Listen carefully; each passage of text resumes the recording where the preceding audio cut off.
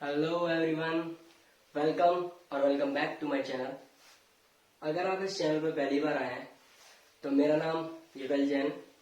मैं class 12 CBSE term 2 के लिए इस चैनल पर केमिस्ट्री को कवर कर रहा हूं और हम इस वीडियो से पहले 2 वीडियो केमिस्ट्री के पहले चैप्टर इलेक्ट्रोकेमिस्ट्री को बना चुके हैं। तो आइए पिछली वीडियो के फ्लो को आगे कंटिन्यू करते हुए हम लोग आगे कुछ टॉपिक्स सीखेंगे। कुछ टॉपिक्स का मतलब आज हम 2 या 3 टॉपिक्स को क्लियर करेंगे। जैसे कि पहला टॉपिक ये कि अगर हमें 2 या 3 या 4 E0 वैल्यूज अलग अलग इलेक्ट्रोड की दे रखी हो और हमसे किसी चौथे या 5वें इलेक्ट्रोड के लिए क्या पूछा जाए, स्टैंडर्ड इलेक्ट्रोड पोटेंशियल पूछा जाए, तो हम किस तरीके से डील करेंगे, किस तरीके से क्वेश्चंस को सॉल्व करेंगे। उसके बाद हम लोग नर्स्ट इक्वेशन को ड्राइव करेंगे कि नर्स्ट इक्वेशन किस तरीके से ड्राइव करना चाहिए और उसके फॉर्मूलाज को कैलकुलेट करेंगे कि कैसे फॉर्मूला मेक करेंगे उससे। और अगला हमारा टॉपिक होगा कंसंट्रेशन सेल। इतना हमारा आज का फोकस है और कंसंट्रेशन सेल के ऊपर, नर्स्ट इक्वेशन के ऊपर कुछ क्वेश्चंस करेंगे और वहीं इस वीडियो को रैप करेंगे। ओके, तो आइए बिना समय बर्बाद किए हुए फोकस करते हैं जो मैं सिखा रहा हूं उस पर, मेरी बातों पर। ठीक है, आइए शुरू करते हैं। आज का टॉपिक क्या है? Calculation of E0 for any electrode using E0 value of other electrodes. ठीक है, मतलब क्या है कि हमें किसी इलेक्ट्रोड का E0 वैल्यू पता करनी है। किसकी मदद से? जो जब हमें किन्हीं और इलेक्ट्रोड्स का क्या पता हो, E0 वैल्यू पता हो, तो हम कैसे पता करेंगे कि उस इलेक्ट्रोड की E0 वैल्यू क्या होगी। ठीक है, आइए क्वेश्चन से ही सीख लेते हैं सीधा। ओके, तो देखो जरा, अब इस सवाल में क्या है, इस सवाल में क्या है, इस सवाल में बोला गया है कि E0 ऑफ Cu+2 से Cu। ध्यान देना, पिछली क्लास में क्या बताया था कि जब नॉट वैल्यू गिवन होती है ना, जब नॉट वैल्यू गिवन होती है तो साइंस के मतलब होते हैं, रिप्रेजेंटेशन के मतलब होते हैं। इसका मतलब अब क्या है, कॉपर +2 किस में जा रहा है, +2 से 0 में जा रहा है। इसका मतलब चार्ज घट रहा है। अगर चार्ज घट रहा है तो ये एसआरपी है कि एसओपी है? ये क्या है, एसआरपी वैल्यू है। ओके, ये कैसी वैल्यू है, एसआरपी वैल्यू है। तो पहली बात, एक चीज मैं इस क्वेश्चन को रोक के बोल रहा हूं, अगर आप मेरी वीडियो को पहली बार देख रहे हैं, इस चैनल को पहली बार आपने ज्वाइन किया है, तो सबसे पहली चीज तो आपको सब्सक्राइब करना है। चैनल सब्सक्राइब जरूर कीजिए, इसे लाइक कीजिए और शेयर कीजिए। उसके बाद अगर आप नए हैं इस चैनल पर तो मैं आपको रिकमेंड करूंगा कि आप मेरी पिछली 2 वीडियोस को देखिए, उसके बाद आप इस वीडियो को देखिए। आपको सारी चीजें डिटेल में समझ में आएंगी। अगर आप सीधे यही वीडियो देख रहे हैं तो शायद आपको चीजें समझ में ना आए, थोड़ा समय लगेगा। समझ में तो अभी से भी आएगा, बट आपको थोड़ा समय लगेगा। लेकिन इसलिए मैं आपको ये रिकमेंड कर रहा हूँ कि अगर आप मेरी पिछली 2 वीडियोस को पहले देखेंगे, उसके बाद इस वीडियो को देखेंगे, तो आपको 100% जो भी मैं बोल रहा हूँ वो आपको प्रॉपर समझ में आएगा। ओके, सो अगर आप नए तो पहले आप पिछली 2 वीडियोस देखिए, उसके बाद इस वीडियो पे क्लिक कीजिए। ओके, तो देखते हैं मैं क्या बोल रहा था कि हमें सवाल गिवन है E0 ऑफ Cu+2 से Cu, E0 ऑफ Cu+2 से Cu दे रखा है x वोल्ट। ओके, और दूसरी चीज क्या गिवन है, E0 ऑफ Cu+ से Cu गिवन है y वोल्ट। हमें बताना है इस इलेक्ट्रोड के लिए E0 वैल्यू, इस इलेक्ट्रोड के लिए Cu+ से जब Cu+2 जाते हैं तो इस E0 की वैल्यू कितनी होगी, या इस इलेक्ट्रोड की वैल्यू कितनी होगी, मतलब इसकी इलेक्ट्रोड पोटेंशियल कितना होगा स्टैंडर्ड कंडीशन पर। ठीक है, तो चलिए देखते हैं किस तरीके से डील करते हैं इस सवालों को। तो अगर ये वैल्यू है और इस पर नोट लगा हुआ है, तो पिछली वीडियो में हम ये बता चुके हैं कि अगर जिस तरीके से लिखा हुआ है उसी तरीके से लिखा होता है और उसी तरीके से हमें पढ़ना भी होता है। हम इसके ऑर्डर को रिवर्स नहीं कर सकते। इसका मतलब अगर ये +2 है और इस पे चार्ज कितना है, 0। अब +2 से 0 गए मतलब चार्ज घटा है, 2 से 0 हुआ है। अगर चार्ज घटा है तो इसे हम क्या बोलते हैं, रिडक्शन बोलते हैं। इसका मतलब ये कौन सी वैल्यू दे रखी है हमें, ये कौन सी वैल्यू दे रखी है हमें, एसआरपी वैल्यू दे रखी है। ठीक है, ये एसआरपी वैल्यू दे रखी है। वही हम अगर इसकी बात करें तो ये +1 से कहां जा रहा है, 0 पे जा रहा है। +1 से 0, यहाँ पे भी चार्ज घट रहा है और चार्ज का घटना क्या होता है, रिडक्शन होता है। ठीक है, तो ये भी कैसी वैल्यू है, एसआरपी वैल्यू है। ओके, और हमसे पूछा जा रहा है कि इसके लिए ई नॉट वैल्यू बताओ कितनी आएगी।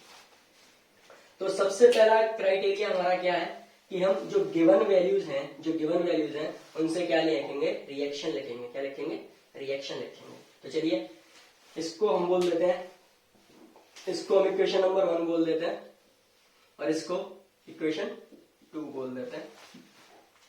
तो चलो फ्रॉम फर्स्ट, पहली इक्वेशन चेक करो। पहली इक्वेशन से जब लिखेंगे तो कॉपर प्लस 2 का क्या हो रहा है, रिडक्शन। मतलब कॉपर प्लस 2 जब 2 इलेक्ट्रॉन्स को खा लेता है तो किस में कन्वर्ट हो जाता है भाई, कॉपर में कन्वर्ट हो जाता है। और उसके लिए ई नॉट वैल्यू दे रखी है कितनी, x वोल्ट। ठीक है, और हम इसे ई नॉट 1 बोल देते हैं। क्या बोल देते हैं, ई नॉट 1, बिकॉज पहली इक्वेशन के लिए है तो इसे ई नॉट 1 बोल दिया। दूसरी इक्वेशन चेक करो फ्रॉम सेकेंड इक्वेशन से कॉपर प्लस 1 से किस में जा रहा है, कॉपर में जा रहा है। तो एग्जैक्ट ऐसी रिएक्शन लिखते हैं, जब कॉपर प्लस 2 से कॉपर पे जा रहे थे तो 2 इलेक्ट्रॉन खाए थे। अब कॉपर 1 से कॉपर 0 पे जा रहे हैं, इसका मतलब ये 1 इलेक्ट्रॉन खाएगा। तो चलो इसे 1 इलेक्ट्रॉन खिला देता है, बेचारा भूखा है ऐसे। तो plus electron gives us copper, और इसके लिए ई नॉट वैल्यू हमें गिवन है,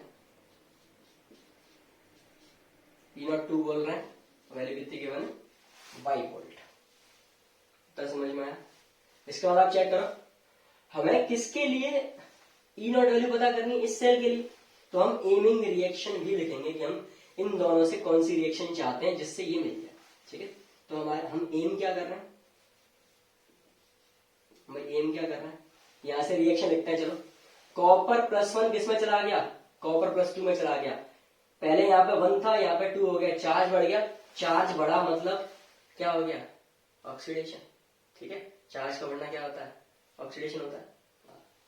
तो देखो उधर, तो ऑक्सीडेशन की रिएक्शन कैसे लिखेंगे भाई, जब कॉपर प्लस 1 अपना 1 इलेक्ट्रॉन लूज करेगा तो किस में कन्वर्ट हो जाएगा भाई, कॉपर प्लस 2 में कन्वर्ट हो जाएगा।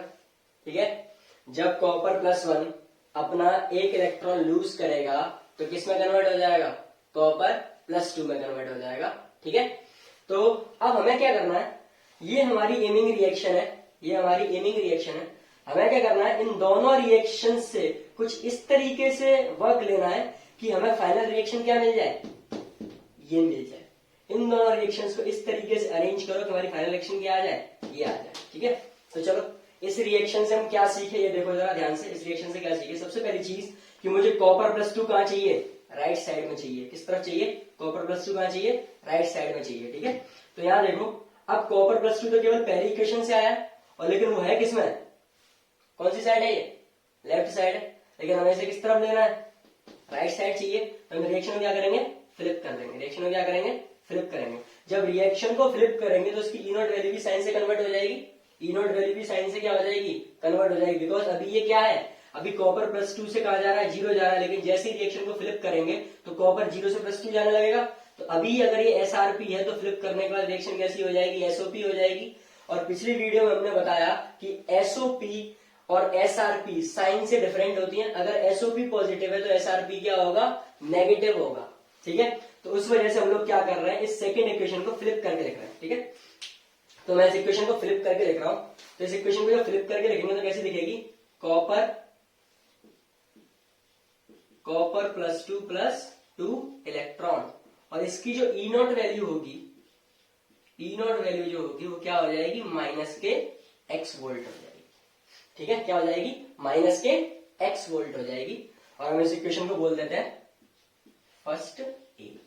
ठीक है, फर्स्ट ए इक्वेशन बोल रहा हूं उसको, ध्यान से देखना। क्या किया हम लोगों ने, इस इक्वेशन को फ्लिप कर दिया। जैसे ही फ्लिप किया, अभी ये एसआरपी की रिएक्शन थी, फ्लिप करने के बाद कैसी हो गई, एसओपी की होगी। पढ़ भी सकते हैं कैसे, देखो जब यहाँ पे प्लस 2 से 0 पे जा रहे थे तो रिडक्शन, अब देखो 0 से प्लस 2 पे जा रहे हैं, चार्ज बढ़ रहा है तो क्या हो रहा है, ऑक्सीडेशन हो रहा है। ठीक है, तो ये इक्वेशन हो गई।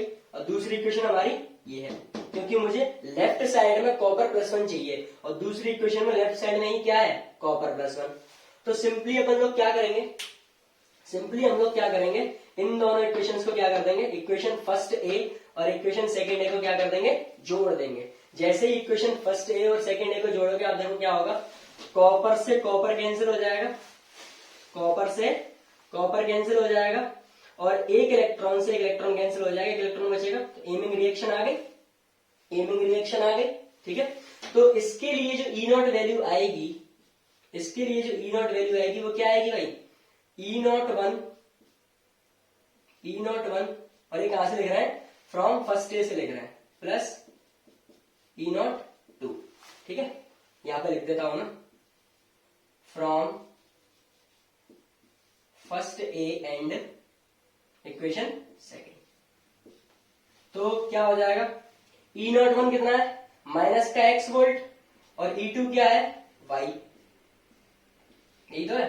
तो हमारा फाइनल आंसर क्या आ जाएगा, वाई माइनस एक्स वोल्ट। क्या भाई समझ आया, क्या आएगा, वाई माइनस एक्स वोल्ट आ जाएगा। सिंपल क्या किया, देखो कि इन दोनों वैल्यूज को इस तरीके से अरेंज किया कि अपनी ये वाली इक्वेशन आ जाए और ये वाली आ भी गई। तो हमारा आंसर क्या आ गया, वाई माइनस एक्स वोल्ट। और जैसे ही वाई माइनस एक्स वोल्ट आता है, बच्चों को क्या लगता पता है, उन्होंने बहुत बड़ा तीर मार दिया। बहुत बड़ा तीर कैसे मारा, उन्होंने, वो सोचते हैं एग्जामिनर तो बेवकूफ है, इतना बड़ा बेवकूफ है कि इतना सरल सवाल दे दिया। हमें क्या करना था, रिएक्शन को फ्लिप करना था, दोनों को ऐड करना था, ई नॉट वैल्यूज को प्लस कर दो, आंसर आ जाएगा, है ना।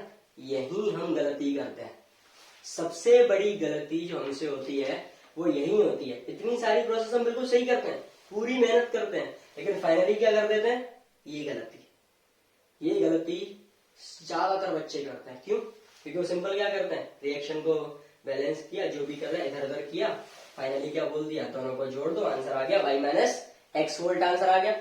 जबकि ये गलत तरीका है सवालों को करने का, बिल्कुल गलत तरीका। बिकॉज कल ही हमने दो तरीके की प्रॉपर्टीज पढ़ी, कल का मतलब जो पिछली वीडियो आई हमारी, तो हम लोगों ने उसमें क्या सीखा था, हम लोगों ने दो प्रॉपर्टी सीखी थी, एक्सटेंसिव प्रॉपर्टी और इंटेंसिव प्रॉपर्टी। क्या सीखी थी, एक्सटेंसिव प्रॉपर्टी और इंटेंसिव प्रॉपर्टी। जिसमें हमने एक्सटेंसिव में क्या बोला था, ऐसी प्रॉपर्टीज जो मास पे डिपेंड करती हैं, और जो मास पे डिपेंड करती हैं वो नेचर में कैसी होती हैं, एडिटिव होती हैं, वहां पर वो सिंपल एल्जेब्रा से एड सब्ट्रैक्ट हो सकती हैं। लेकिन इंटेंसिव प्रॉपर्टी में भाई क्या बताया था, इंटेंसिव प्रॉपर्टी में ये बताया हमने कि इंटेंसिव मतलब इन फॉर इंडिपेंडेंट, ऐसी प्रॉपर्टीज जो मास से इंडिपेंडेंट होंगी उन्हें आप क्या कहेंगे, इंटेंसिव प्रॉपर्टीज कहेंगे, ठीक है। अब इंटेंसिव प्रॉपर्टीज में हमने ये बोला था कि ये नॉन एडिटिव होती है नेचर में। क्या होती है, नॉन एडिटिव इन नेचर, जिसके एग्जाम्पल में ई नॉट सेल भी था। समझ में आया, इंटेंसिव प्रॉपर्टीज के एग्जाम्पल में ही क्या था, ई नॉट सेल था। E not value intensive property होती है, जिसे आप सिंपल नॉर्मल एल्जेब्रा से जोड़ और घटा नहीं सकते, जो कि हमने कर दिया। तो ये हमारा मेथड क्या हो गया भाई, ये हमारा मेथड क्या हो गया, ये जो हमने आंसर निकाला इस तरीके से जो हमने आंसर निकाला वो क्या हो गया भाई, गलत हो गया। क्या हो गया, गलत। ये तरीका बिल्कुल गलत है ई नॉट वैल्यूज के सवाल करने के लिए। क्या कह रहा हूं, रॉन्ग मेथड, ठीक है। आपको लगेगा आपने पूरी मेहनत करी हुई होगी और आपको लगेगा बिल्कुल सारे स्टेप्स बिल्कुल सही किए, केवल क्या किया, जोड़ घटाए में गलती हो नहीं सकती ना, 3 और 2 5 होते हैं, 3 में से 2 का 1 होता है, ये आपको बहुत अच्छे से आता है, तो आप यहाँ तो गलती बिल्कुल नहीं कर सकते और आप बिल्कुल कॉन्फिडेंट होंगे कि हाँ भाई मैं बिल्कुल सही करके आया हूँ। लेकिन आपकी प्रोसेस सही होते हुए भी आपने आंसर क्या किया होगा, गलत। केवल एक छोटी सी गलती, आपको केवल आप ये भूल गए होंगे कि ई नॉट वैल्यू क्या होती है, इंटेंसिव प्रॉपर्टी होती है, और इंटेंसिव प्रॉपर्टीज कभी भी सिंपल या मतलब नॉर्मल एल्जेब्रा से जोड़ती नहीं है ना घटती है, ठीक है, जो कि हमने कर दिया ऐसा। तो ये मेथड कैसा हो गया, रॉन्ग हो गया। लेकिन आपके फ्लो में इस सवाल को बताना बहुत जरूरी था, जिससे आपको पता चले, आपको फील हो कि हम गलती कहाँ पे करेंगे, ठीक है। तो अब अगर इस मेथड से नहीं होगा तो भाई फिर किस मेथड से होगा। तो यहां तक तो हमारा बिल्कुल सही है। ये वाली इक्वेशन कैसे आएगी, ये वाली इक्वेशन कैसे आएगी, ऐड कर रहे थे इक्वेशन फर्स्ट ए को प्लस इक्वेशन सेकंड को। जब हम दोनों को ऐड कर रहे थे तभी इसकी ये वाली रिएक्शन आ रही थी और ये ई नॉट के बराबर आ रहा था। ठीक है, इसका मतलब क्या हो रहा था, हम लोग ये कह रहे थे कि जो ई नॉट सेल है, ई नॉट सेल जो है मतलब जो ई नॉट वैल्यू है इस सेल के लिए, जैसे मैं क्या बोल रहा हूं, ई नॉट सेल बोल देता हूं, चलो ठीक है, इसके लिए ई नॉट सेल बोल देते हैं, जो कि किसके बराबर था, E naught of one, E naught of one जो रेड कलर से लिखा हुआ है उसके लिए बात कर रहा हूं, E naught of one plus E naught of two, ये मुझे पता है, लेकिन मैं भाई यहाँ पे डायरेक्ट वैल्यूज नहीं लिख सकता ना, बिकॉज ये एडिटिव है ही नहीं नेचर में। तो अब क्या करें, तो कल हमने स्पॉन्टेनिटी क्राइटेरिया में एक फॉर्मूला लिखवाया था, E naught cell is equals to minus N, sorry delta G naught is equals to minus N F E naught cell. तो हम लोग क्या करें, दोनों तरफ ई नॉट वैल्यूज की जगह क्या यूज कर सकते हैं, delta G not, delta G not. इसका मतलब जब मैं ये इक्वेशन लिख नहीं सकता, जब मैं ये इक्वेशन नहीं लिख सकता क्योंकि ई नॉट वैल्यूज तो एडिटिव होती नहीं नेचर में, तो मैं क्या कर सकता हूं, इन सब के लिए डेल्टा जी नॉट तो लिख सकता हूं, बिकॉज डेल्टा जी नॉट क्या होता था, एक्सटेंसिव प्रॉपर्टी, और एक्सटेंसिव प्रॉपर्टी नॉर्मल अलजेब्रा से ऐड सब्ट्रैक्ट हो जाएगी। ठीक है, तो मैं यहाँ पे मान लेता हूं इस पहले इक्वेशन के लिए हमारे लिए डेल्टा जी नॉट 1 मान लेते हैं, ठीक है, और फर्स्ट ए इक्वेशन के लिए डेल्टा जी नॉट 2 मान लेते हैं। ठीक है, मतलब फर्स्ट इक्वेशन के लिए डेल्टा जी नॉट 1 और सेकेंड इक्वेशन के लिए डेल्टा जी नॉट 2। तो क्या मैं यहाँ पे कह नहीं सकता कि इसके लिए जो वैल्यू होगी डेल्टा जी नॉट की उसे मैं डेल्टा जी नॉट नहीं मान सकता, केवल डेल्टा जी नॉट और कुछ नहीं मान सकता है। तो अब मैं कह सकता हूं ना ऐड फर्स्ट और सेकंड करके कि जो डेल्टा जी नॉट होगा वो delta G one plus delta G two के बराबर होगा। अब तो बोल सकते हैं ना, क्योंकि डेल्टा जी नॉट क्या है, एक्सटेंसिव प्रॉपर्टी है। तो अब मैं आसानी से कह सकता हूं कि जब हमने ये इक्वेशन यूज करी एड फर्स्ट एंड सेकंड, जब हमने किया फर्स्ट ए और सेकंड ए को जब जोड़ा हम लोगों ने, इस इक्वेशन का हमने यूज किया, तो अब मैं ये कह सकता हूं कि मैं डेल्टा जी नॉट को इन दोनों के सम के बराबर लिख सकता हूं, इन दोनों के सम के बराबर बड़े प्यार से लिख सकते हैं, बिकॉज डेल्टा जी नॉट क्या है, एक्सटेंसिव प्रॉपर्टी है। ओके, तो यहाँ पे अगर ये नहीं लिख सकते तो मैं ये ऑपरेशन तो कर ही सकता हूं यार, कि delta G naught is equals to delta G naught 1 plus delta G naught 2, ये लिख सकते हैं, बहुत आसानी से लिख सकते हैं। लेकिन मुझे तो ई नॉट वैल्यू चाहिए, तो उसके लिए कल हमने रिलेशन लिखवाया, delta G naught is equals to minus N F E naught cell, delta G naught is equals to minus N F E naught cell, spontaneity criteria of cell. आपसे फिर कह रहा हूं, अगर आपको इस थ्योरी को समझने में दिक्कत आ रही है तो मेरी पिछली 2 वीडियोस को आप प्रॉपर ध्यान से देखिए, उसके बाद जब इस वीडियो पे आप आएंगे तो आपको सारे फॉर्मेट, सारी थ्योरी अपने आप समझ में आ रही होगी कि मैं कह क्या रहा हूं। ओके, तो चलिए देखते हैं। अब डेल्टा जी नॉट को यहां पे लिख लेते हैं, चलो भाई यहां से शुरू कर रहे हैं कैलकुलेशन, इससे आगे डेल्टा जी नॉट को क्या लिख सकते हैं, minus N F E naught cell, जो कि मुझे पता करना है कितना होगा, is equals to delta G naught 1 के लिए लिख सकते हैं minus N F E naught 1 plus minus N F E naught 2। Okay, देख सकते हैं जहां पे हमने सारे नोटेशन बता रखे हैं कि एन क्या होता है, number of electrons involve in a reaction, F क्या होता है, फैराडे कांस्टेंट, ई नॉट क्या होता है, standard electrode potential of that electron. उसके बाद एन इधर भी वही होगा, सेम कहानी। तो अब चलो सारी रिएक्शन हम चेक कर लेते हैं एन की वैल्यू क्या क्या है। पहली रिएक्शन देखो, जो हमारी एमिंग रिएक्शन है, एमिंग रिएक्शन ये रही, जो हम एम कर रहे हैं, तो इस एमिंग रिएक्शन में आपको कितने इलेक्ट्रॉन दिख रहे हैं, इस एमिंग रिएक्शन में आपको कितने इलेक्ट्रॉन दिख रहे हैं, केवल एक इलेक्ट्रॉन दिख रहा है। तो हम यहाँ पे -1 into F into E naught cell, ठीक है, इक्वल्स टू माइनस। अब ये हमने फर्स्ट रिएक्शन के लिए देखिए, फर्स्ट ए रिएक्शन के लिए चेक करो, फर्स्ट ए रिएक्शन जो रेड कलर से लिखी हुई है क्योंकि हमने फ्लिप की थी, तो इसमें आपको कितने इलेक्ट्रॉन दिखते हैं, केवल 2 इलेक्ट्रॉन दिखते हैं। तो हम एन की जगह कितना यूज करेंगे, 2 यूज करेंगे, into F into E naught 1 plus minus minus. अब आप सेकंड रिएक्शन चेक करो, ये वाली फ्रॉम सेकंड रिएक्शन आप चेक करो, इसमें कितने इलेक्ट्रॉन दिखते हैं आपको, इसमें केवल आपको कितने इलेक्ट्रॉन दिखते हैं, केवल एक इलेक्ट्रॉन दिखता है। तो n की जगह पे कितना आएगा 1 into F into E naught 2। Okay, तो जरा आप चेक करो, अगर दोनों तरफ से f कॉमन खींचा जाए तो f से f तो कैंसिल हो जाएगा। हाँ भाई, f से f क्या कर देंगे, कैंसिल कर देंगे, तो f से f तो कैंसिल हो गया भाई। अब ये क्या बचा, माइनस ई नॉट सेल तो निकालना ही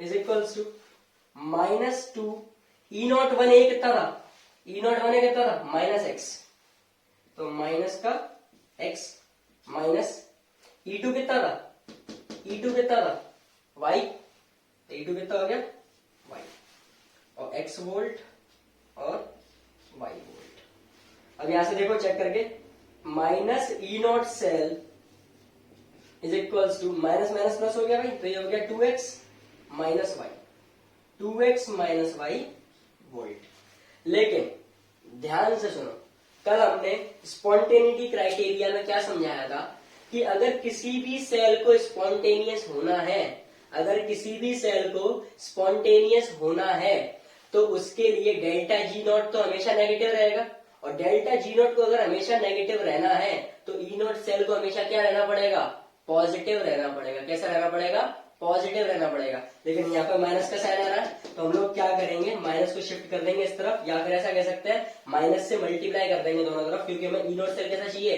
पॉजिटिव चाहिए। तो आप जब माइनस से मल्टीप्लाई करेंगे तो आपका ई नॉट सेल कितना आ जाएगा, y माइनस 2x वोल्ट, और ये आपका फाइनल आंसर होगा, ये आपका फाइनल आंसर होगा। जबकि जिस तरीके से आप कैलकुलेट करना चाह रहे थे, जो आपने सोचा था, उसमें क्या था कि आपने ई नॉट वैल्यूज को प्लस किया, आपका आंसर कितना आ गया, y माइनस एक्स वोल्ट आ गया। जबकि यहां तो आ रहा है y माइनस 2x वोल्ट, है ना बेटा, गलती कर जाते हैं, है ना।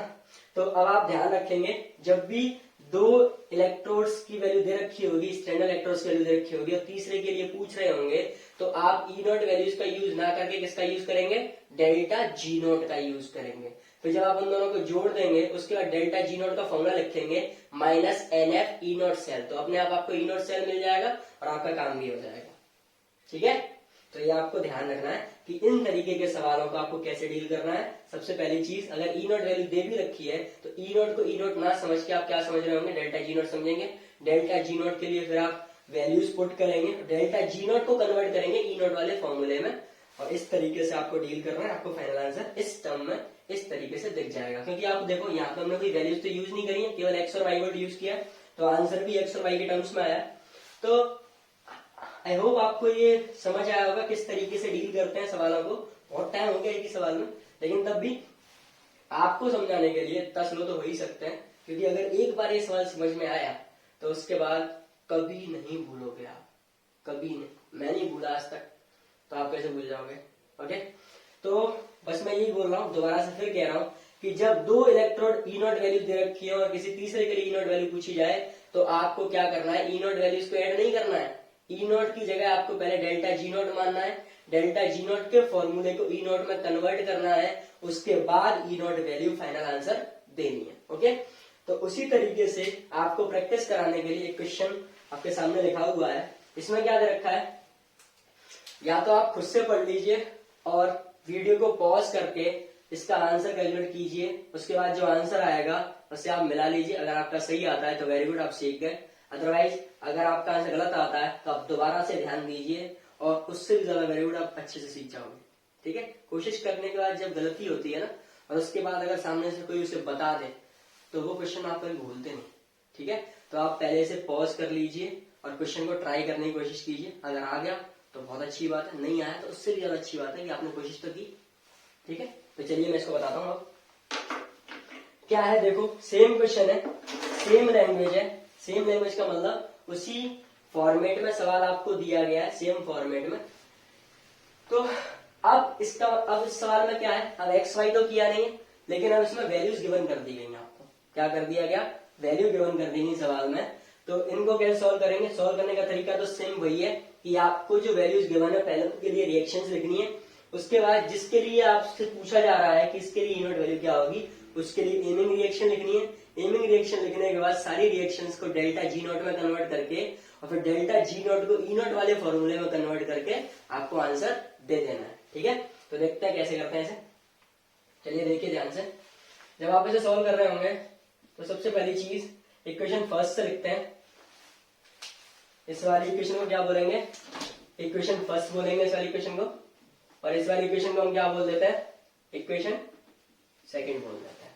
ठीक है, और दूसरी चीज हम लोग ये चेक कर लेते हैं कि क्या ये एसआरपी वैल्यू है एसओपी वैल्यू है। ठीक है, तो ये देखो जरा, ये +2 से किस में जा रहा है, 0 में जा रहा है। +2 से किस में जा रहा है, 0 में।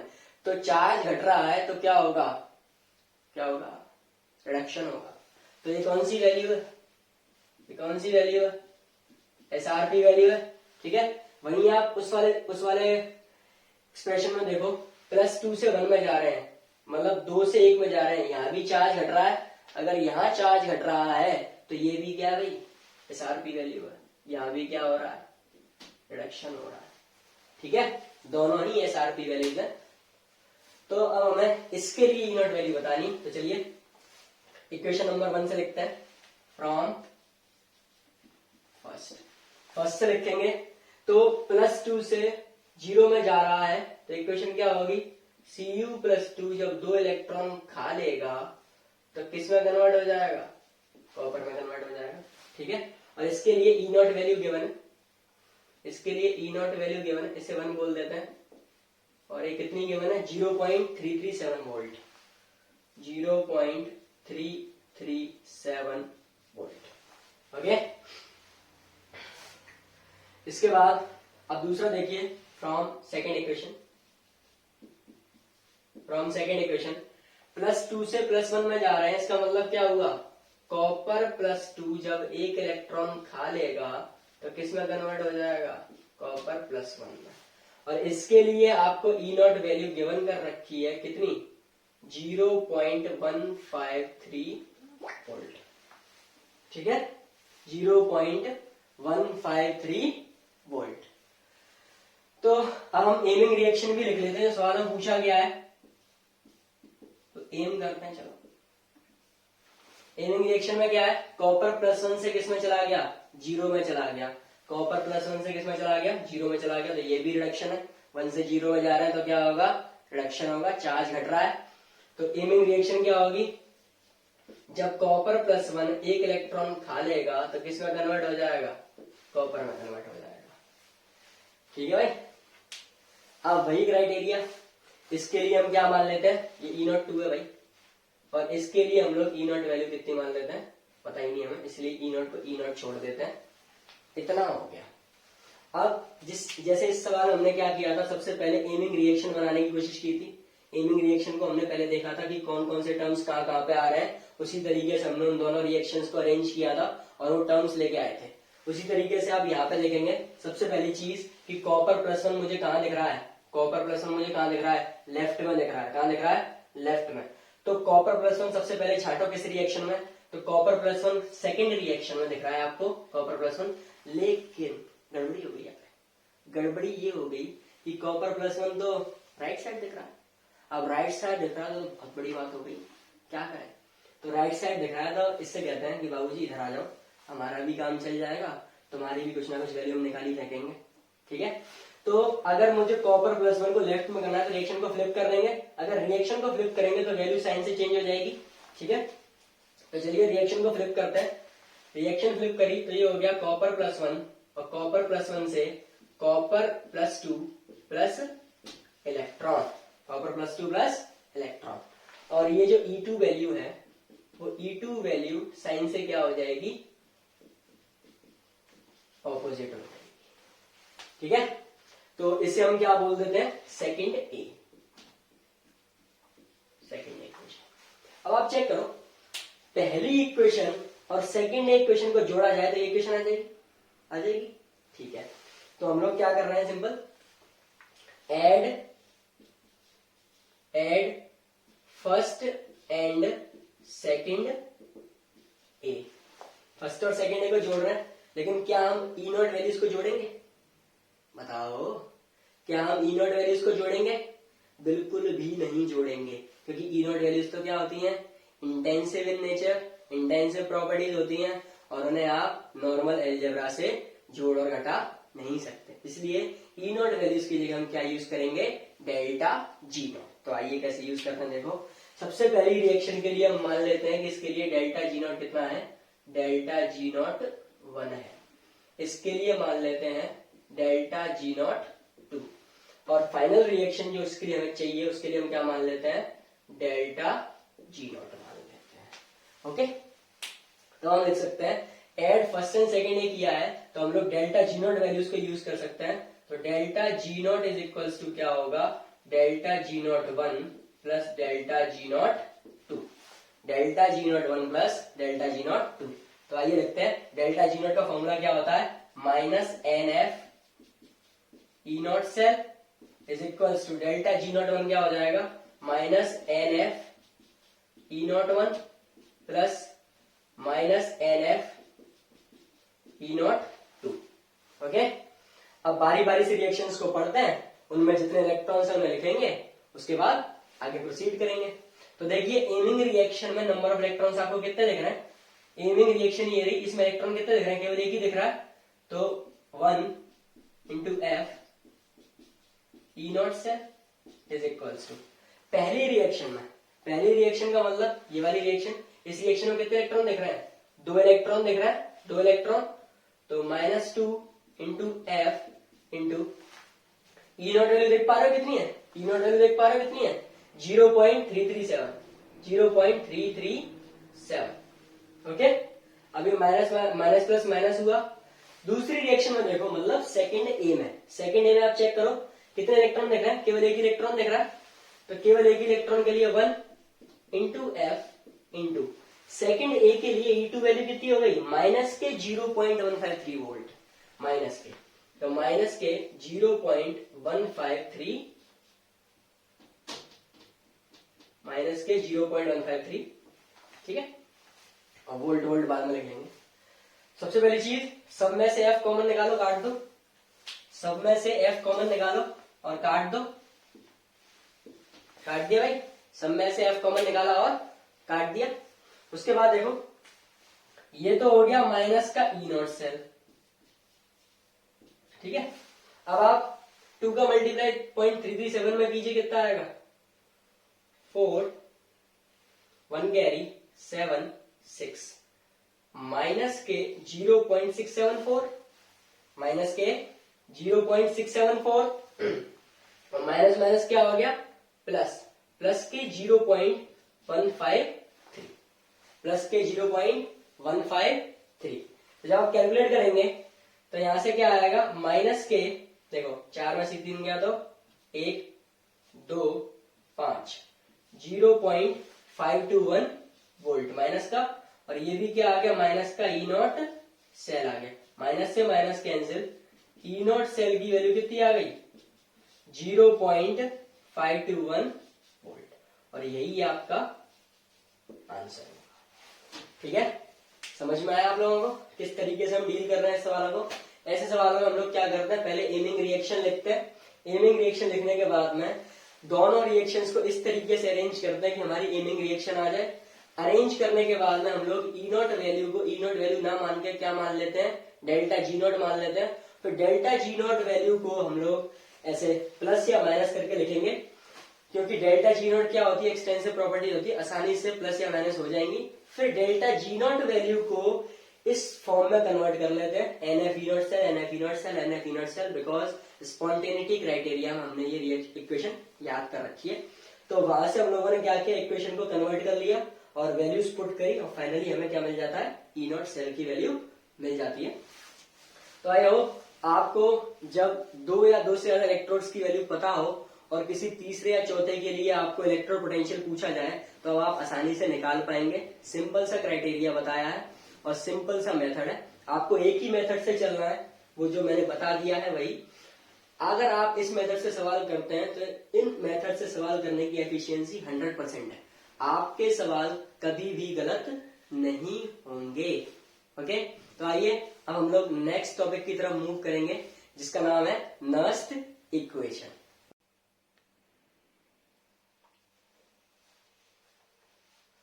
तो चलिए देखते हैं नर्स्ट इक्वेशन को।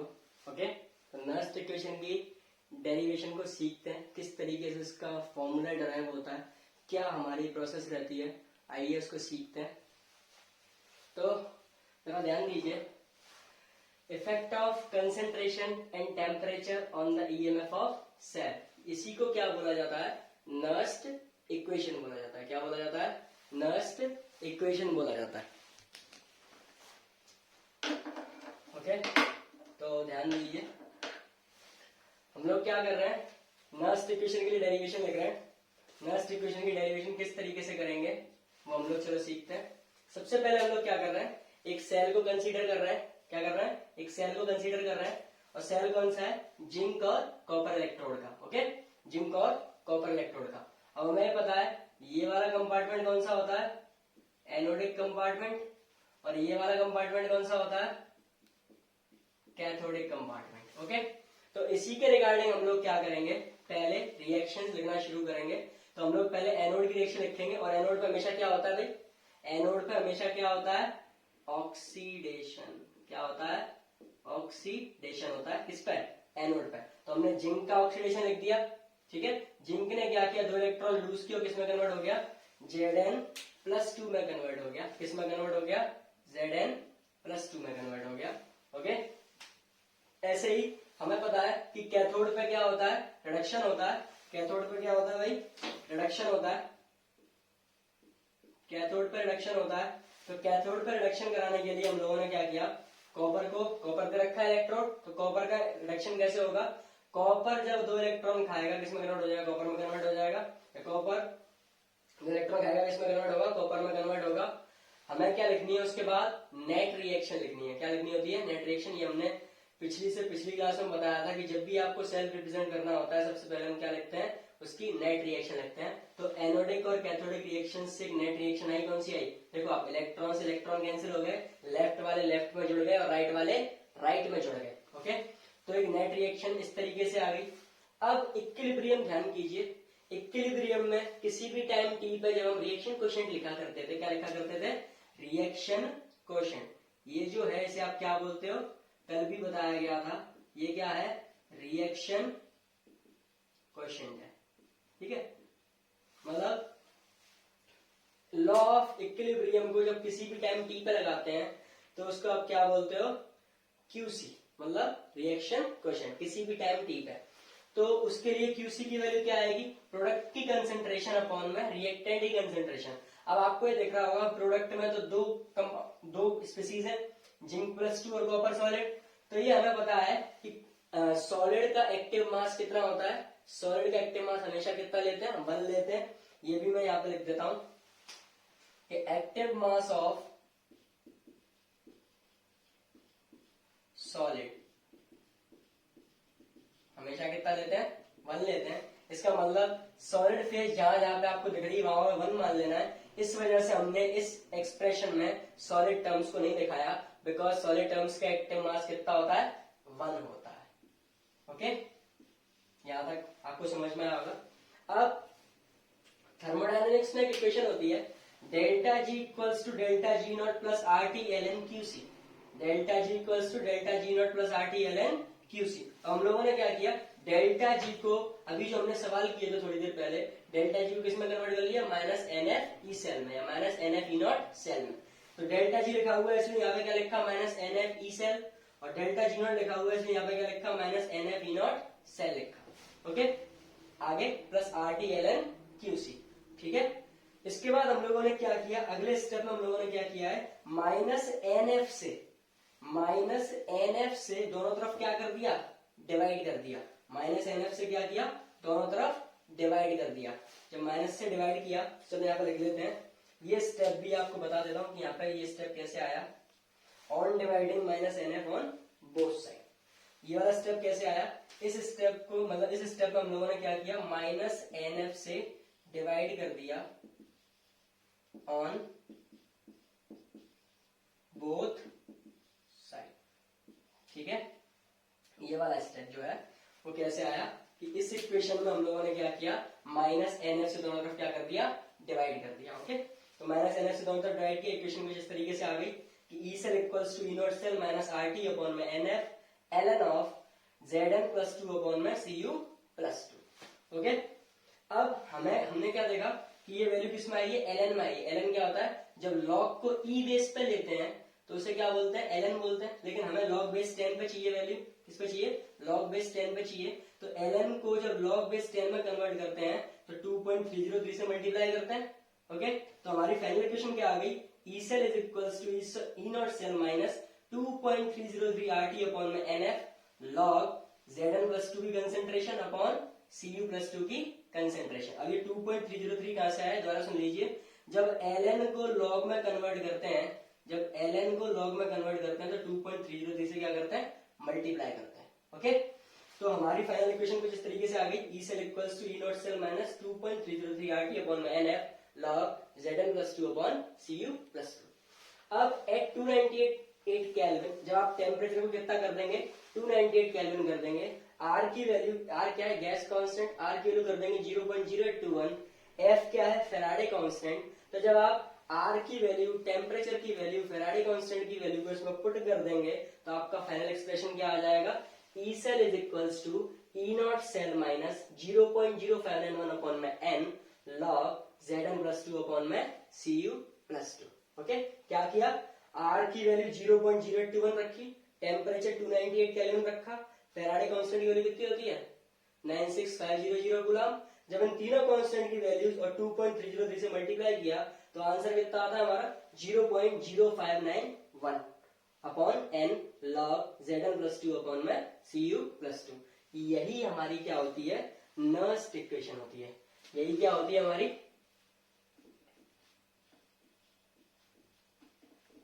नर्स्ट इक्वेशन होती है। ठीक है, तो ये हमारी क्या होती है, नर्स्ट इक्वेशन होती है। नर्स्ट इक्वेशन का formula E cell is equals to E naught cell minus 0.0591 upon N log Zn plus two upon Cu plus two. अभी हम लोगों ने क्या कर रखा है, जिंक और कॉपर का इलेक्ट्रोड लिया है, इसलिए एनोडिक कंपार्टमेंट की कंसेंट्रेशन ऊपर आई है और कैथोडिक कंपार्टमेंट की कंसेंट्रेशन नीचे आई है। तो आप ऐसे इसे सिग्निफाई भी कर सकते हैं, आप ऐसे दिखा भी सकते हैं कि ये कहां से आया, एनोड से आया, और ये कहां से आया, कैथोड से आया। ठीक है, Zn प्लस टू एनोड से आया और Cu प्लस टू कहां से आया, कैथोड से आया। ओके, इसके बाद अगली कंडीशन, एक कंडीशन पर ही पूछा जाता है कि अगर इक्विलिब्रियम आ जाए फिर ई नॉट सेल की वैल्यू क्या होगी। तो आप देखिए, जब इक्विलिब्रियम होता है तो डेल्टा जी की वैल्यू क्या होती है, जीरो। इक्विलिब्रियम पे डेल्टा जी जीरो होता है, स्टैंडर्ड जीरो नहीं होता। डेल्टा जी की वैल्यू जीरो होती है। अगर डेल्टा जी जीरो है तो ई सेल जीरो हो जाएगा। क्या हो जाएगा, जीरो, ई सेल जीरो हो जाएगा। और क्यूसी को इक्विलिब्रियम पे क्या लिखते हैं, केसी लिखते हैं। ठीक है, इक्विलिब्रियम कांस्टेंट। तो जब आप इस वाली इक्वेशन में ई सेल की वैल्यू को जीरो कर देंगे, ई सेल की वैल्यू क्या कर देंगे, जीरो, और क्यूसी की जगह पे क्या लिखेंगे, केसी लिखेंगे। तो आप देखिए क्या हो जाएगा, ये माइनस की वैल्यू को इधर शिफ्ट करेंगे तो प्लस की हो जाएगी। तो ई नॉट सेल बराबर क्या हो जाएगा, 0.0591 अपॉन में एन लॉग केसी। और लॉग केसी क्यों लिखा है, बिकॉज यहाँ से देखिए, यहाँ पे क्यूसी क्यूसी यूज कर रहे थे और क्यूसी की जगह पे ही हमने ये वैल्यूज रखी हैं। तो क्यूसी को किस में कन्वर्ट किया, केसी में कन्वर्ट कर दिया। या फिर आप इसी फ्लो में आते हुए आंसर बोल सकते हैं E naught cell is equals to 0.0591 upon में N log Zn plus two upon Cu plus two. Okay, तो इस तरीके से आपको नर्स्ट इक्वेशन की डेरिवेशन करनी है। पहले आपको सेल कंसीडर करना है। सेल के लिए आपको एनोडिक और कैथोडिक रिएक्शंस लिखनी है। एनोडिक कैथोडिक रिएक्शंस लिखने के बाद में आपको ओवरऑल रिएक्शन लिखनी है। ओवरऑल रिएक्शन लिखने के बाद में आपको क्या करना है, उसमें क्यूसी की वैल्यू यूज करनी है। क्यूसी की वैल्यू यूज जब आप करेंगे उसके बाद आप थर्मोडायनेमिक्स की इक्वेशन का यूज करके delta G equals to delta G naught plus R T L N, QC का जब आप यूज करेंगे तो अगले स्टेप में आपको क्या करना है, डेल्टा जी को कन्वर्ट करना है minus N F E cell वाले फॉर्मूले में। जब आप ऐसा कर चुके होंगे तो अगले स्टेप में क्या करेंगे, माइनस एन एफ से दोनों तरफ क्या कर देंगे, डिवाइड कर देंगे। जब आप माइनस एन एफ से दोनों तरफ डिवाइड करेंगे तो आपकी इक्वेशन कैसे दिखेगी, E cell is equals to E naught cell minus R T upon में N F L N Zn plus two upon में Cu प्लस टू।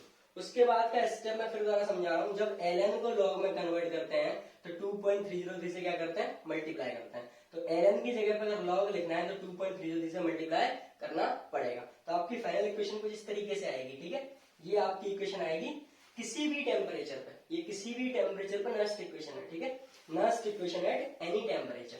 चलो इसको भी लिख लेते हैं, Nernst equation at any temperature. Okay, तो ये किसी भी इक्वेशन पर नस्ट इक्वेशन, किसी भी टेम्परेचर पर नस्ट इक्वेशन आ जाएगी। फिर हम लोगों ने क्या किया, टेम्परेचर को 298 केल्विन कर दिया और आर की वैल्यू 0.081 ली, फैराडे कांस्टेंट 96500 कूलम लिया, 2.30 तो कांस्टेंट है। इन सब वैल्यूज को यूज करते हुए हमारे फाइनल आंसर क्या आ गया, E cell is equals to E naught cell minus 0.0591 upon N log Zn plus 2 upon Cu plus 2। Okay, फिर उसके बाद स्टेप क्या है, अगर इक्विलिब्रियम की बात करी जा रही है तो इक्विलिब्रियम पे डेल्टा जी क्या होता है, 0 होता है। अगर डेल्टा जी 0 है तो ई सेल भी 0 होगा और क्यूसी को क्या लिखेंगे, केसी लिखेंगे। जब आप कुछ ऐसा कर देंगे तो ई नॉट सेल बराबर क्या आ जाएगा, दिस वैल्यू। और अगर आप वैल्यू के टर्म्स में ही लिख रहे हैं तो ई नॉट सेल बराबर क्या होगा, 0.0591 upon N log Zn plus 2 upon Cu plus 2। ये बताना और भूल गया मैं, ये जिंक प्लस 2 और कॉपर प्लस 2 हमेशा यही इलेक्ट्रॉन नहीं मिलेंगे, तो आपको याद करने का तरीका क्या है, लॉग में ऊपर एनोड की कंसंट्रेशन रहती है और नीचे कैथोड की कंसंट्रेशन रहती है। ओके, तो आई होप आपको नस्ट इक्वेशन की डेरिवेशन समझ में आई हुई होगी।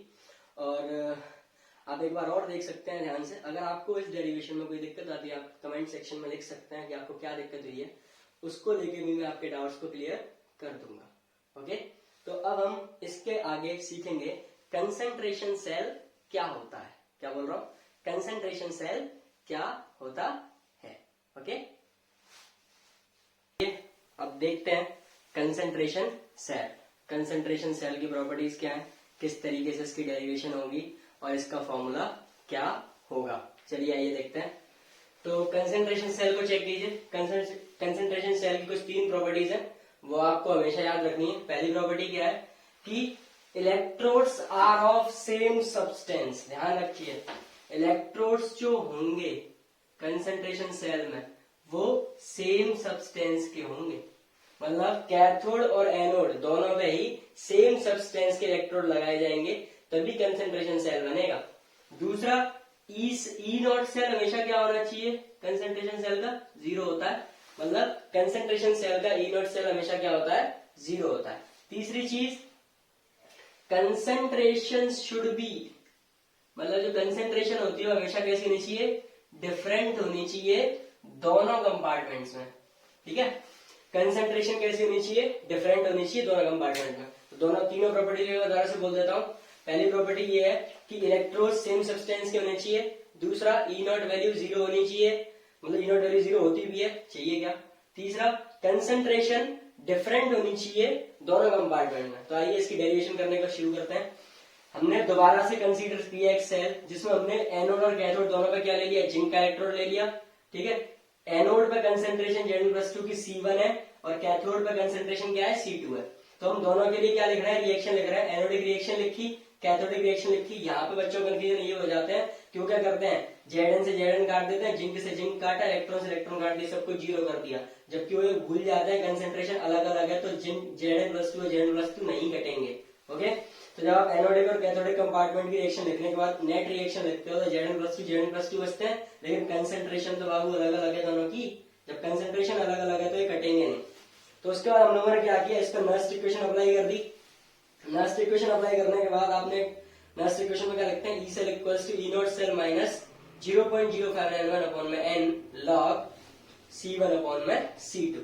ठीक है, लॉग, वहां से देखो जरा, लॉग एनोड अपॉन में कैथोड होता है। ठीक है, लॉग एनोड अपॉन में कैथोड, Zn+2 अपॉन में Cu+2 था और Zn का आपका था एनोड पर था, तो लॉग एनोड अपॉन में कैथोड। तो एनोड की कंसंट्रेशन C1 थी और कैथोड की कंसंट्रेशन क्या थी, C2 थी। अब हमें कंसंट्रेशन सेल से पता चला कि ई नॉट सेल तो 0 होता है। अगर ई नॉट सेल 0 हो गया तो ये फॉर्मूला किस तरीके से आया, इस तरीके से आया कि E cell is equals to minus के 0.0591 अपॉन में एन लॉग C1 अपॉन में C2। अब भाई यहाँ तो दिक्कत हो गई। दिक्कत क्या हुई कि ई सेल, ई वैल्यू कैसी आने लगी, नेगेटिव आने लगी, जबकि फिजिबिलिटी क्राइटेरिया क्या कहता था कि ई सेल वैल्यू हमेशा क्या रहेगी, पॉजिटिव रहेगी। ठीक है, तो for feasibility of cell E cell should be positive. हमें ई सेल हमेशा कैसा चाहिए, पॉजिटिव चाहिए। अब भाई वैल्यू तो ये आई है, इसे पॉजिटिव कर कैसे सकते हैं, तो लॉग में जरा चेक कीजिए, लॉग के अंदर अगर डिनोमिनेटर बड़ा होता है तो वैल्यू कैसी आती है, नेगेटिव आती है, ये हमें पता है। लॉग का डिनोमिनेटर अगर न्यूमिनेटर से बड़ा होता है तो वैल्यू कैसी आती है, नेगेटिव आती है, और पहले से ही साइन नेगेटिव है। अगर हम डिनोमिनेटर को बड़ा कर दें तो लॉग भी नेगेटिव वैल्यू दे देगा, और नेगेटिव नेगेटिव क्या हो जाएंगे, पॉजिटिव हो जाएंगे। तो यहाँ से हमें कंडीशन पता चली कि C2 always greater than C1, मतलब concentration of cathode is always greater than concentration of anode, ये हमें पता चला। तो हम लोगों ने क्या किया, अगर इस वैल्यू को रिवर्स करते हैं, अब आप एक चीज चेक करो, अगर वैल्यू को उल्टा करेंगे तो लॉग साइन से उल्टा हो जाता है, ठीक है, मतलब लॉग साइन से चेंज हो जाता है। अगर C2 अपॉन में C1 किया तो माइनस लॉग हो जाएगा, माइनस माइनस क्या हो जाएगा, प्लस हो जाएगा, तो C2 अपॉन में C1 आ जाएगा। तो ई सेल का फॉर्मूला क्या आ गया, ये आ गया। कंडीशन क्या है कि C2 always greater than C1, मतलब जो कैथोड की कंसेंट्रेशन है वो एनोड की कंसेंट्रेशन से हमेशा ज्यादा रहनी चाहिए, तभी सेल हमेशा क्या रहेगा, फिजिबल रहेगा। चलिए उसी के बिहाफ में कंसेंट्रेशन सेल आपने देख लिया क्या होता है, सवाल वो तो लिखे हुए हैं वो भी हम सॉल्व करेंगे, पहले एक बार दोबारा से देख लो कंसेंट्रेशन सेल क्या है। सबसे पहली चीज कि इलेक्ट्रोड सेम सब्सटेंस के होते हैं, E0 वैल्यू 0 होती है, और दोनों कंपार्टमेंट्स में कंसेंट्रेशन क्या होनी चाहिए, अलग अलग होनी चाहिए। फिर हम लोगों ने क्या किया, एक कंसेंट्रेशन सेल बनाया जिसमें दोनों में ही क्या इलेक्ट्रोड डाल दिया, जिंक का इलेक्ट्रोड डाला, कंसेंट्रेशन एक में C1 रखी और एक में क्या रखी, C2 रखी, मतलब एनोड में C1 कैथोड में C2। एनोडिक रिएक्शन लिखी, कैथोडिक रिएक्शन लिखी, नेट रिएक्शन लिखी। नेट रिएक्शन में मैंने बताया कि बच्चों में कंफ्यूजन होता है कि वो क्या करते हैं, कैंसिल कर देते हैं, लेकिन वो ये भूल जाते हैं कि कंसेंट्रेशन क्या है, अलग अलग है। कंसेंट्रेशन अलग अलग है तो आप उन्हें काट नहीं सकते। उसके बाद हम लोगों ने नर्स्ट इक्वेशन का यूज किया, नर्स्ट इक्वेशन का यूज करके पूरी इक्वेशन लिखी, लेकिन कंसेंट्रेशन सेल की प्रॉपर्टी क्या होती है कि उसमें E0 सेल क्या होता है, 0 होता है, इसलिए E0 सेल की वैल्यू 0 करी तो हमें फॉर्मूला मिल गया E cell equals to minus 0.0591 upon में n log C1 अपॉन में C2, ठीक है। लेकिन अब यहाँ पे गड़बड़ी ये हो गई कि ई सेल की वैल्यू नेगेटिव आने लगी, लेकिन अगर मुझे सेल को फिजिबल करना है तो ई सेल हमेशा क्या होना चाहिए, पॉजिटिव होना चाहिए, और ई सेल तो पॉजिटिव अब तभी होगा जब लॉग का जो डिनोमिनेटर है वो कैसा आ जाए, बड़ा आ जाए। अगर ये बड़ा आएगा तभी लॉग नेगेटिव वैल्यू छोड़ेगा, और नेगेटिव नेगेटिव क्या हो जाएंगे, पॉजिटिव हो जाएंगे। तो कंडीशन क्या आ गई, C2 is greater than C1। तो वहां से फॉर्मूला कुछ इस तरीके से आ गया, E cell is equals to 0.0591 upon में n log C2 अपॉन में C1। चलिए हम लोग सवालों को करके देख लेते हैं कि सवालों में कैसे अप्लाई करेंगे इस थ्योरी को। तो यहाँ चेक कीजिए, फॉर द फॉलोइंग सेल, कोई एक X से कोई इलेक्ट्रोड डाला है, पता नहीं किस एलिमेंट का है, और वो XN पॉजिटिव में कन्वर्ट होता है, जिसकी कंसेंट्रेशन कितनी है 1/20 मोलर, ठीक है, सॉल्ट ब्रिज लगा हुआ है। उसके बाद XN पॉजिटिव 1/2 मोलर की कंसेंट्रेशन है, और X सॉलिड। सब्सटेंस सेम है, अगर सब्सटेंस सेम है तो सेल कैसा हो गया, कंसेंट्रेशन सेल हो गया, बिकॉज कंसेंट्रेशन गिवन कर रखी है। उसके बाद ई सेल वैल्यू गिवन है 0.029 वोल्ट, ठीक है, कितनी गिवन है 0.029 वोल्ट गिवन है। तो आपसे पूछ रहा है एन की वैल्यू क्या होगी। आई नो पहला ही सवाल ऐसा नहीं पूछना चाहिए, लेकिन मुझे पता है कि अगर नॉर्मल कंसेंट्रेशन दी जाएंगी तो आपको फॉर्मूले में पुट करना और आंसर आ जाएगा। इस तरीके के सवाल आपको सीख लेना, अगर ये आपको आ गया तो आप पे वो नॉर्मल सवाल भी आसानी से हो जाएंगे। तो ठीक है, चलो करके देखते हैं। सिंपल सा क्या करना है, सीधा फॉर्मूला लगाना है कंसेंट्रेशन सेल वाला, बिकॉज ये कंसेंट्रेशन सेल है। तो कंसेंट्रेशन सेल का फॉर्मूला क्या, E cell is equals to क्या होता है, कौन सा वाला फॉर्मूला लगाएंगे आप बताओ, एनोड कैथोड वाला। अगर ये वाला लगाना है तो ये वाला लगा देते हैं, और अगर आपको ये वाला लगाना है तो ये वाला भी लगा सकते हैं, कैथोड अपॉन में एनोड। तो हम सीधा प्लस वाला ही फॉर्मूला लगा देते हैं। ओके, तो E cell is equals to, अब देखो एक चीज और, एक अप्रोक्सीमेशन करके बता रहा हूँ, 0.0591 को 0.06 भी लिख सकते हैं। तो हम लोग एक अप्रोक्स रिजल्ट तक पहुंचेंगे, इसलिए मैं 0.0591 की जगह पे क्या लूंगा 0.06 लूंगा, जिससे वैल्यू जल्दी जल्दी कट जाएंगी। ठीक है, तो मैं लिख रहा हूँ 0.06 अपॉन एन की वैल्यू तो पूछी है, लॉग क्या होता है C2 अपॉन C1 होता है, C2 अपॉन C1। अब देखो कैथोड की वैल्यू ये C2 है, ठीक है, और ये क्या है, ये C1 है। तो C2 C1 की जगह पे केवल वैल्यू पुट करनी है इस वाले फॉर्मूले से। ठीक है, इस वाले फॉर्मूले से C2 और C1 की वैल्यू हम पुट कर रहे हैं। तो देखिए जरा, C2 की वैल्यू कितनी है 1/2, 1/2 है कि नहीं, और C1 की वैल्यू कितनी है 1/20। ओके, अब देखो 2 से 20 कट गया 10 बार, और ये 10 ऊपर आ जाएगा। ई सेल की वैल्यू कितनी रखी है 0.029 is equals to 0.06 upon N log ये 2 से 20 कट गया 10 बार, 10 ऊपर चला जाएगा तो ये हो गया log 10। ठीक है, और log 10 की वैल्यू कितनी होती है भाई? 1 होती है, बिकॉज log बेस पर 10 पे, मतलब log का बेस भी 10 है, वैल्यू 10, तो आंसर कितना आएगा? 1 आएगा। तो यहां से जो n की वैल्यू होगी, n की वैल्यू क्या आ जाएगी भाई? n की वैल्यू क्या आ जाएगी? 0.06 अपॉन में 0.029। यहां से जरा चेक कीजिए, n की वैल्यू क्या ये आएगी क्या? 60/29, यही आएगी n की वैल्यू 60/29। तो जो हमारा फाइनल आंसर आएगा वो क्या आ जाएगा? n की वैल्यू लगभग 2 के बराबर आ जाएगी। ठीक है, सिंपल सा फॉर्मूला यूज किया हम लोगों ने, E cell is equals to 0.05 को मैंने 0.06 लिख लिया, जिससे हमें सवाल करने में आसानी हो जाए, और कुछ नहीं। आप भी अप्रोक्सीमेशन का यूज कर सकते हैं, कोई टेंशन नहीं होगी। तो 0.0591 अपॉन में n वाला फॉर्मूला यूज किया, C2/C1 वाला यूज किया है। ठीक है, ये वाला यूज ना करके, माइनस वाला फॉर्मूला यूज ना करके प्लस वाला फॉर्मूला यूज किया है, और आप प्रेफर भी इसी फॉर्मूले को करना। ठीक है, सीधा क्राइटेरिया फॉलो कर दिया हमने, और इसी फॉर्मूले को यूज करेंगे, हमारे आंसर सही आएंगे। तो इसमें जब हमने सारी वैल्यूज पुट की, आंसर कितना आ गया? n की वैल्यू लगभग 2 के बराबर आ गई। ओके, तो आई होप आपको ये सवाल समझ आया होगा। उसके बाद आप देखिए, EMF of concentration cell consisting Zn electrodes dipping in m/4 solution of ZnSO4 and other in m/16 solution of ZnSO4। अब की बार तो सेल भी रिप्रेजेंट नहीं किया, अब की बार तो ये भी नहीं बताया कि कौन सी कैथोड पे और कौन सी एनोड पे, लेकिन हम होशियार, हम लोगों ने पहले ही क्राइटेरिया पढ़ रखा है कि C2 is always greater than C1, C2 is always greater than C1। और C2 किसकी कंसेंट्रेशन थी? कैथोड की कंसेंट्रेशन थी, मतलब कैथोड पे कंसेंट्रेशन ज्यादा होनी चाहिए। ठीक है, तो अब आप बताओ 1/4 ज्यादा है या 1/16 ज्यादा है? तो ये बहुत अच्छे से पता है, जितना डिनोमिनेटर बड़ा होता है उतनी वैल्यू छोटी होती है। ठीक है, इसका मतलब ये क्या है, जो आपको m/4 दे रखा है ये C2 है, ये क्या है? C2 है। और जो m/16 दे रखा है ये क्या है? आपका C1। ओके, अब आप एक चीज बताओ, उन्होंने जिंक इलेक्ट्रोड दे रखा है और हमने जिंक इलेक्ट्रोड से ही डेरिवेशन करी, तो आप एक चीज बताओ, जिंक इलेक्ट्रोड में n की वैल्यू कितनी थी? इलेक्ट्रॉन्स कितने थे? 2 ही तो थे, 2 इलेक्ट्रॉन ही तो थे, 2 इलेक्ट्रॉन ही तो थे। इसका मतलब जब हम फॉर्मूला यूज करेंगे ये वाला, तो n की वैल्यू कितनी ले लेंगे? 2 ले लेंगे यार। तो सॉल्व करते हैं। ई सेल इक्वल्स टू 0.06 मानो दोबारा से। ठीक है, अब एक अप्रोक्स आंसर तक पहुंच जाते हैं, कुछ नहीं है। और n की वैल्यू कितनी लेंगे? 2 लेंगे। लॉग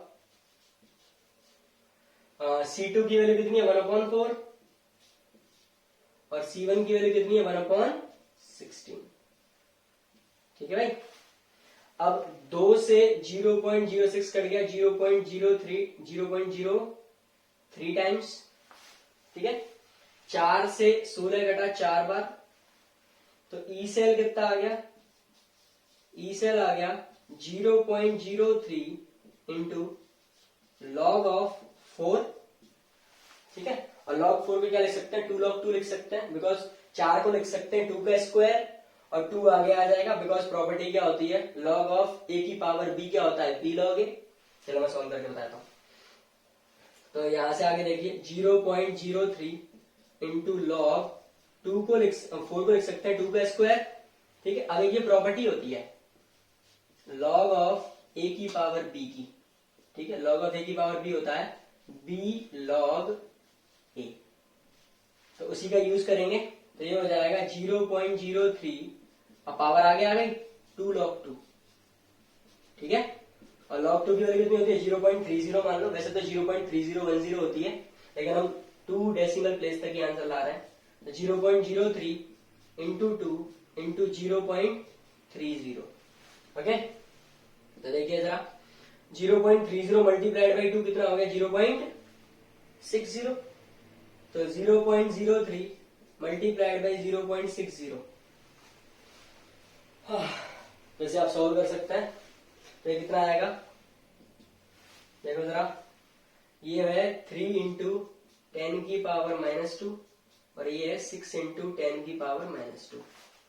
ओके, तो आंसर कितना आ जाएगा? 6 3 जा 18, 18 इंटू 10 पावर -4। ठीक है, 18 इंटू 10 पावर -4 वोल्ट। ये आपका आंसर होगा।